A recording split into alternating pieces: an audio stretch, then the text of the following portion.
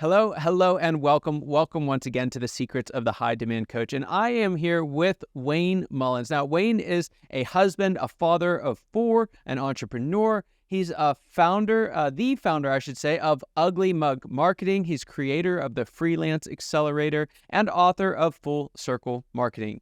He focuses on helping entrepreneurs to build exceptional teams and create high-performance cultures. He's also an out-of-the-box, against-the-grain thinker, and it has more than paid off for his company and his clients. He leads from the heart. He's passionate and unapologetic about doing so. And as founder of Ugly Mug Marketing, he's inspired clients from over 100 industries, and his work directly influences more than 250,000 entrepreneurs annually. Absolutely remarkable. Well, Wayne, welcome to the show. So glad to have you here. I'd love to just add a little color to this story. You've done a lot in your career. Tell us a little bit about how being an entrepreneur has actually thrust you into in influencing and affecting and helping entrepreneurs around the world. Yeah, what I would say to that, Scott, is first of all, thanks for having me. Thanks for the opportunity to come on and share. I love being around entrepreneurs. I love talking about business and talking about, the challenges and the opportunities that we face as entrepreneurs. And I think for me, really what has shifted my purpose or my passion has come from living through some of these difficult challenges, right? I remember in the early days of my journey that I was trying to figure out how to make this agency work, how to make this business work. And I would turn to people for what I thought was advice, and they would pour their heart out to me. They would give me these things that they thought I should do or shouldn't do, and I would go and attempt to implement what I was hearing. And what I learned over time, though, Scott, is this, that there's a big difference between advice and opinion. You see, anyone can give you their opinion, but you have to be careful about who you go to get advice from.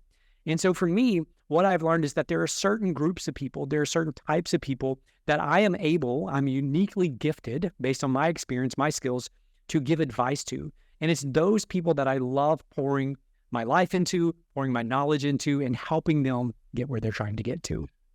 There's just so much in that. You even go to, some of the, I work with lots of coaches. So one of the mistakes that coaches make is they don't catch that difference. I did marketing in the past. I can help you with your content. Or, I had to look at a P&L once. Sure, I can help you with that, right? They have lots of opinions, maybe even educated opinions, but do those really qualify as the right advice, particularly at the right time? So I love that. When it comes to one of the things that I was kind of doing some research for the episode, one of the things that I saw you refer to is something called the freedom formula.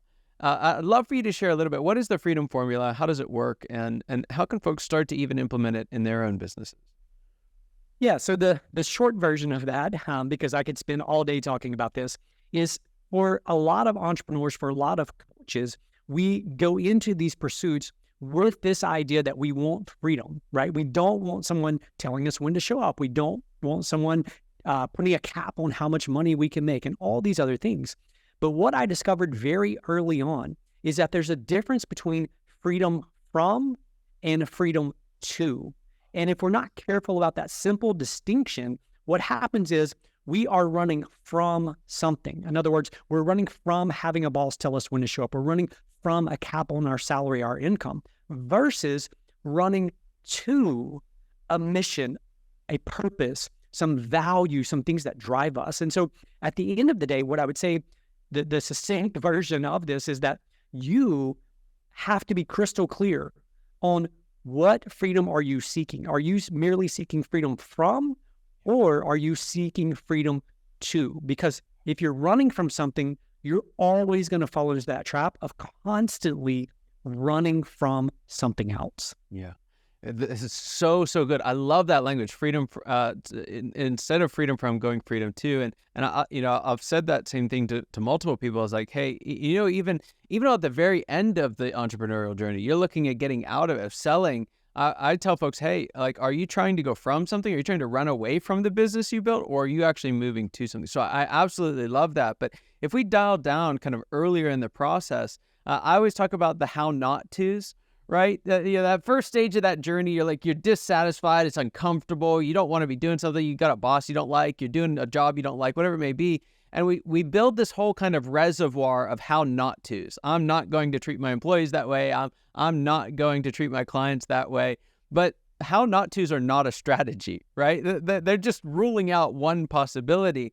And so I love this idea of you're not just trying to get rid of the boss. If you're really looking at, should I start a business?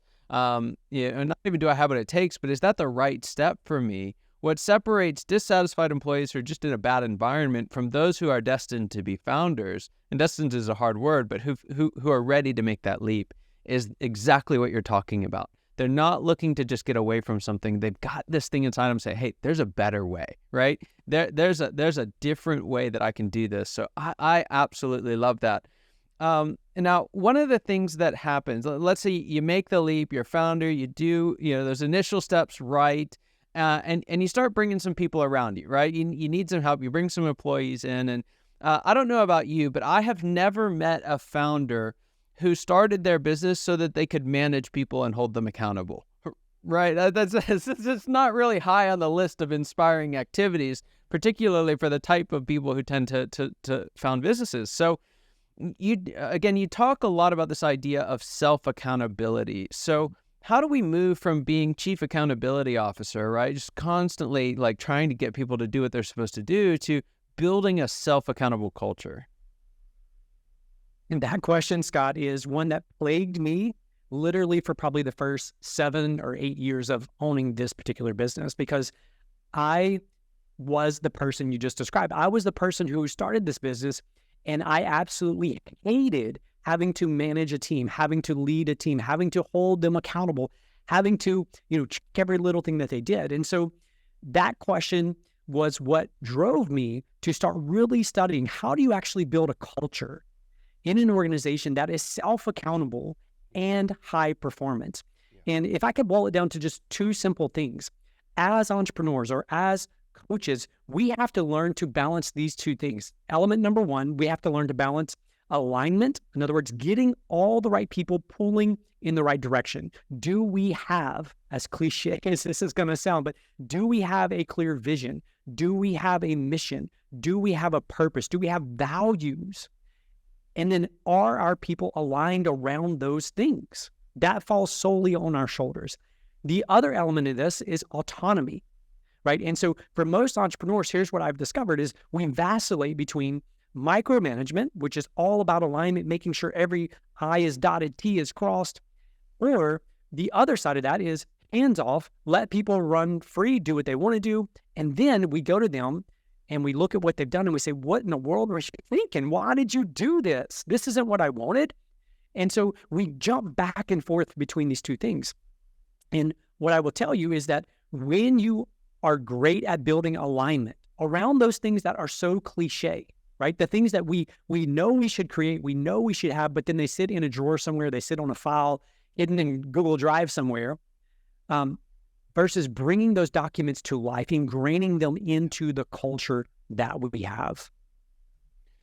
And just how do you do that? Because I've found, it's actually not uncommon for folks to have at least thought about vision, mission, values, or some aspect of culture.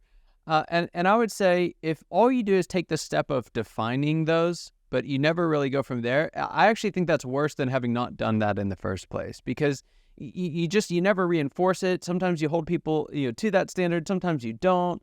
You put it on T-shirts, but you don't live it yourself. It's just it gets really ugly really quickly. So how do you bring what is otherwise a document in a drawer? How do you bring that to life? Step number 1 is you have to live it, right? I see this all the time. We as owners, as entrepreneurs, we often give ourselves a pass. In other words, our general rule here is we show up at 8 o'clock, we end at 5 o'clock. And so let's just say that that's the rule you have set for your organization. It's 8 to 5, Monday through Friday with an hour for lunch, okay? Well, what happens is as the owner, I think, well, I own this place. I don't have to show up at 8 o'clock. If I roll in the door at 8:07, 8:15, it's okay, right? Because it's my business. I can do what I want. What we're communicating to the team is this rule, this value of being on time and being present and ready to show up isn't really that valuable. It's valuable to you, but I'm not going to hold myself to that standard. And so I think we have to start with looking at ourselves in the mirror and being completely honest. Am I giving myself a pass? In other words, do I have different standards for my team than I have for myself or for myself? Yeah. And that, I think, is the starting place for us to ensure that our values are actually lived out, because your values are not your values until they cost you something. Yeah. Right. So I can talk all day about how we value creating remarkable experiences, but until it actually costs us something to create remarkable experience, in other words, until I have to dip into the profit to create a remarkable experience for someone who deserves that experience, then it's really not a value. Or I can say we value integrity or we value trust, but until those things cost us something, there really aren't values. They're merely platitudes. They're words on a wall or on a t-shirt, like you said, Scott. Yes, fantastic. It is so very true. And I think that goes right to the heart of the issue of if you put it on the t-shirt, but the person wearing this t-shirt doesn't live it out, right?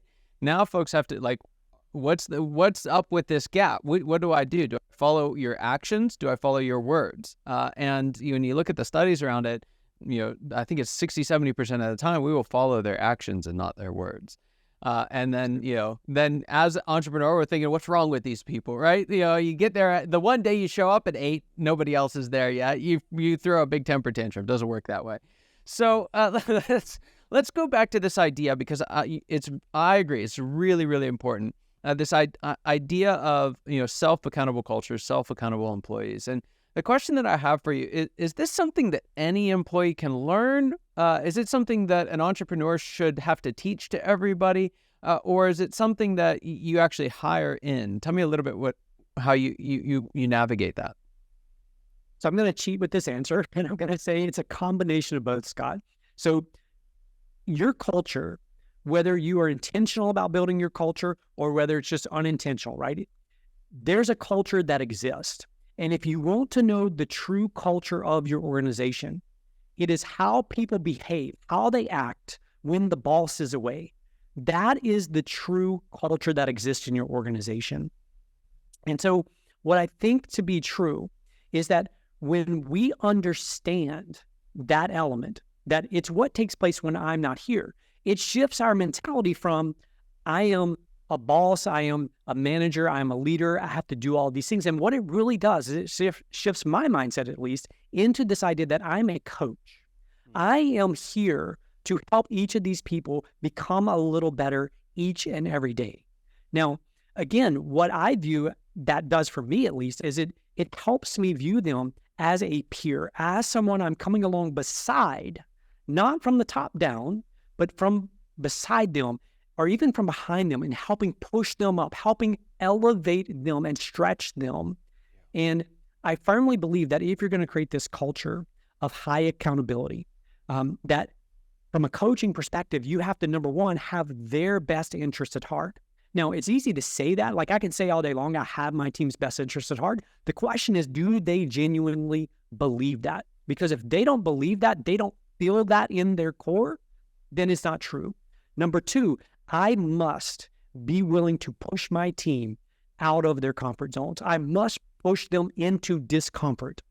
And here's the other important point. That is different for each and every person. So what is uncomfortable for person A is going to be different than person B. But my role as a coach is to push them into that discomfort, because we all know this to be true. When we go to the gym to get in shape, it's the discomfort that pushes us to that next level. It's the discomfort that enables us to grow. So we have to, one, have their best interest at heart. Number two, push them into discomfort. And number three, we must give them space and help them learn from that period of discomfort. You see, if we're always pushing them, constantly pushing them, that's not an organization that people want to be a part of, right? We have to give the space for recovery.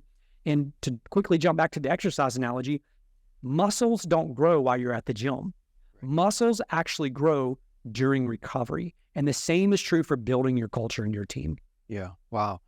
Yeah, that is so true. And because when you look at it, different leaders will have kind of a different vice in this, right? They have the best interests of their culture, but they won't stand in the discomfort with them, right? They shy away from the discomfort. Or you have some who are like, they're fine with the discomfort, and they actually start to think something's wrong if there's not discomfort.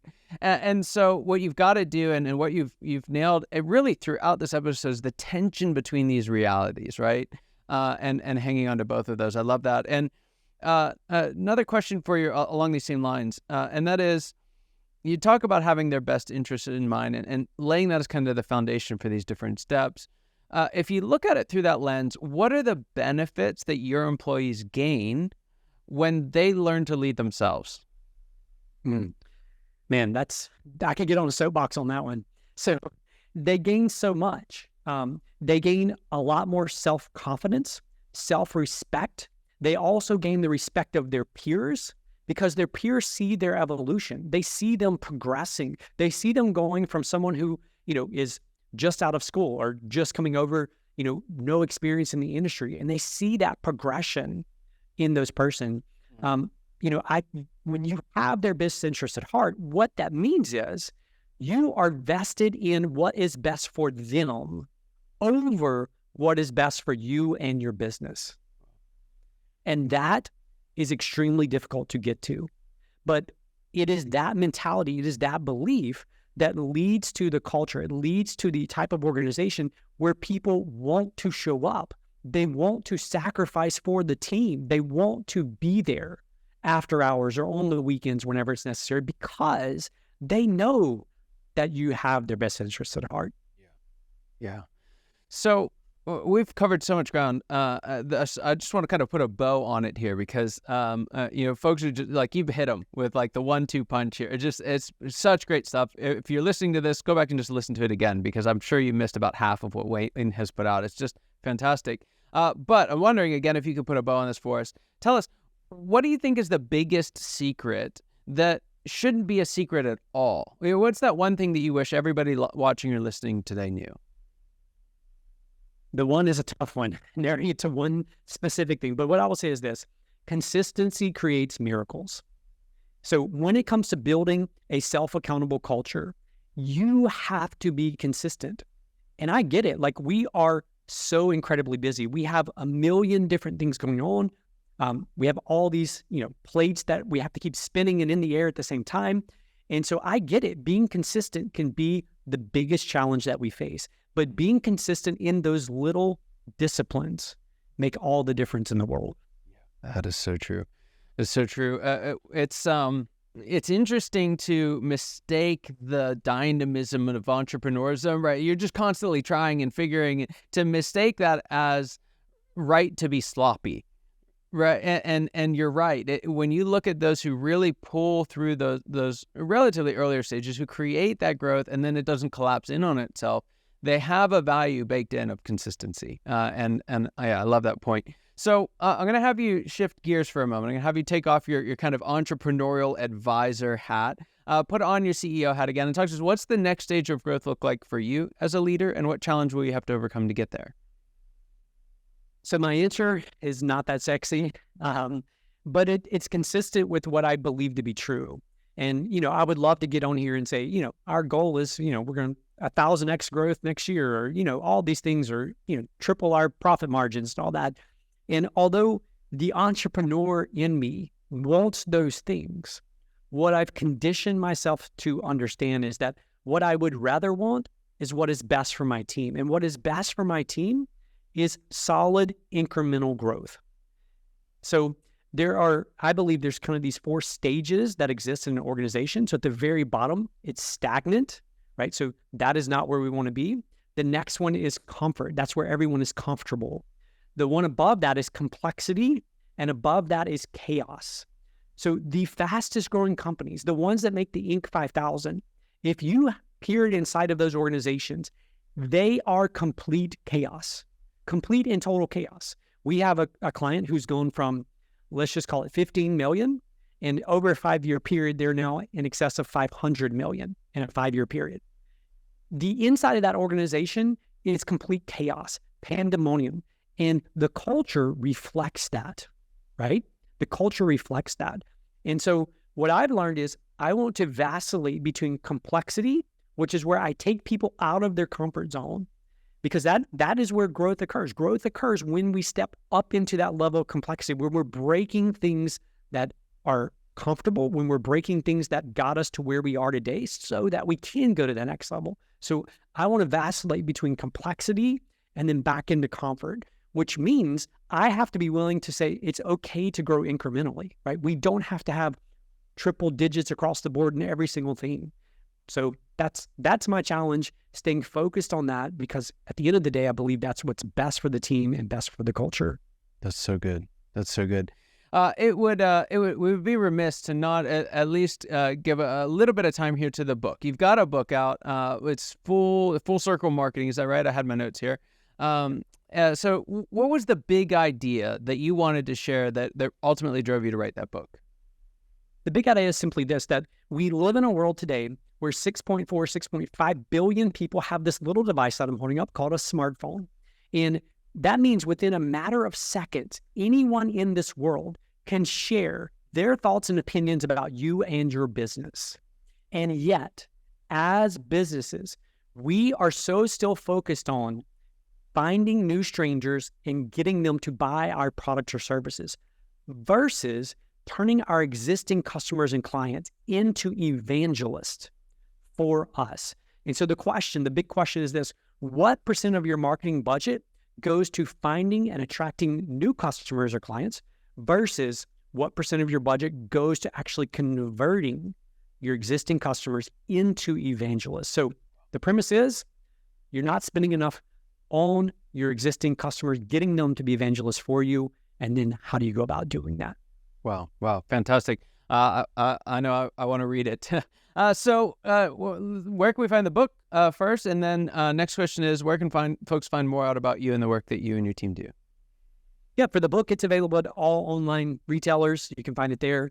And then with regards to connecting with me, our website's probably the simplest place, uglymugmarketing.com. Contact information, social medias, emails, all that stuff is there. And then from a kind of a personal / leadership / not directly marketing related stuff, on Instagram, I share quite a bit, and it's at Fire Yourself.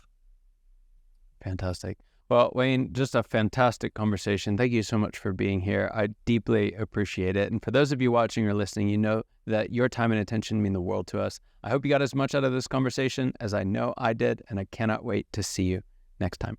Take care.